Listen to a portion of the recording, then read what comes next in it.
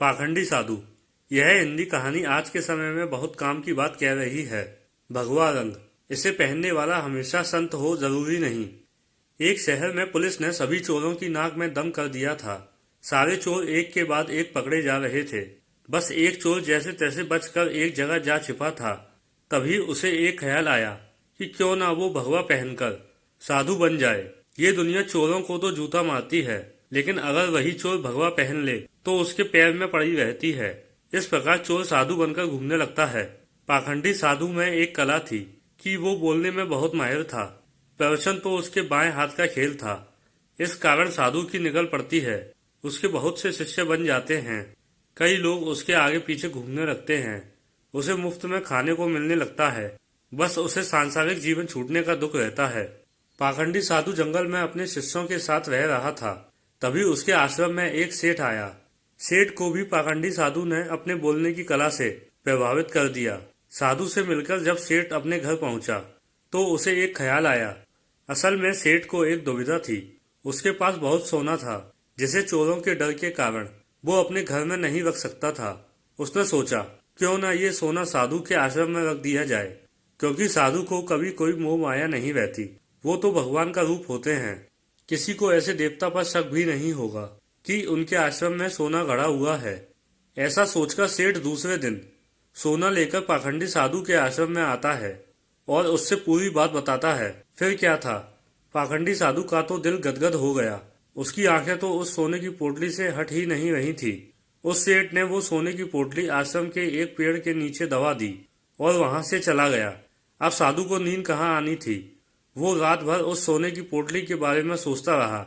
उसने सोचा अगर ये सोना मिल जाए तो जीवन तर जाएगा, सांसारिक सुख भी मिलेगा जो इस भगवा कपड़ों ने छीन लिया है। इस तरह साधु ने कई सपने देख डाले। दूसरी तरफ सेठ सोने को आश्रम में रख कर संतुष्ट होकर सो रहा था। कुछ समय बीतने पर साधु ने एक योजना बनाई। उसने सोचा कि वो इस सोने को लेकर चला जाएगा और सेठ को शक न हो, इसलिए वो उसके घर जाकर जाने की बात कहेगा, ताकि सेठ को ये न लगे कि साधु सोना लेकर भागा है। अगले दिन साधु सेठ के घर आता है। सेठ के पास एक व्यापारी बैठा रहता है। साधु को आता देख सेठ खुशी से झूम जाता है और कई पकवान बनाकर खिलाता है। साधु सेठ को अपने जाने की बात कहता है। इस पर सेठ दुखी होकर उसे रोकता है, लेकिन साधु कहता है कि वो एक सन्यासी है, किसी एक जगह नहीं रह सकता, उसे कई लोगों को मार्गदर्शन देना है। ऐसा कहकर साधु बाहर निकलता है और जानबूझकर सेठ के घर का एक तिनका उठा ले जाता है। थोड़ी देर बाद साधु वापस आता है, जिसे देख सेठ वापस आने का कारण पूछता है। तब साधु कहता है कि आपके घर का यह एक तिनका मेरी धोती में लटक कर मेरे साथ जा रहा था, वही लौटाने आया हूँ। सेठ हाथ जोड़कर कहता है कि इसकी क्या जरूरत थी। तब साधु कहता है इस संसार की किसी भी वस्तु पर साधु का कोई हक नहीं है। फिर अपनी बातों से वो सेठ को मोहित कर देता है और वहाँ से निकल जाता है। यह सब घटना सेठ के पास बैठा व्यापारी देखता है और सेठ से पूछता है कि कौन है ये साधु। तब सेठ उसे पूरी बात बताता है, जिसे सुनकर व्यापारी जोर जोर से हंसने लगता है। सेठ हंसने का कारण पूछता है। तब व्यापारी उसे कहता है तुम मूर्ख हो, वो पाखंडी तुम्हें लूट के ले गया। जिस पर सेठ कहता है कैसी बात करते हो, वो एक संत है, बहुत ज्ञानी है। व्यापारी कहता है अगर तुम्हें अपना सोना बचाना है तो उस जगह चलो जहाँ सोना दबाया था। सेठ उसे वहां लेकर जाता है और खुदाई करता है, लेकिन उसे कुछ नहीं मिलता। वो रोने लगता है। तब व्यापारी उसे कहता है रोने का वक्त नहीं है, जल्दी चलो, वो साधु दूर नहीं गया होगा। सेठ और व्यापारी पुलिस को बोलते हैं और पुलिस उस पाखंडी साधु को ढूंढ लेती है।